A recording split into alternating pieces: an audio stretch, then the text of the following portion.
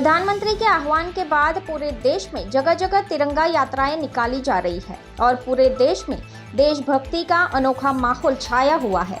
इसी के चलते आज दमन भाजपा द्वारा भी भव्य तिरंगा यात्रा निकाली गई। सबसे पहले तिरंगा यात्रा में उपस्थित सभी राजनीतिक नेताओं और कार्यकर्ताओं द्वारा शहीदों को याद करके उन्हें श्रद्धांजलि अर्पित की गई। इसके बाद मशाल चौक से बड़ी संख्या में हाथों में तिरंगा लेकर तिरंगा यात्रा निकाली गई, जो 3 बत्ती होते हुए टैक्सी बस स्टैंड तक पहुंची और वहां से नानी दमन बस स्टैंड पहुंचकर यात्रा का समापन किया गया।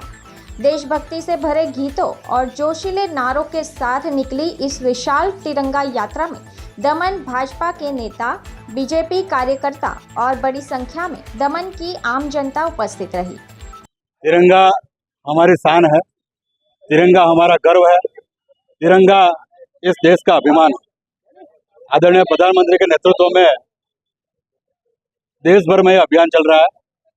भारतीय जनता पार्टी राष्ट्र निर्माण, राष्ट्र सुरक्षा और राष्ट्रहित इस संकल्प को लेकर आगे बढ़ती है और जिस तरह विश्व भर में यूक्रेन और रशिया के बीच में जिस तरह युद्ध रोकाकर इस देश के 30,000 विद्यार्थी को पुनः इस देश में लाया गया, ये तिरंगे की ताकत थी।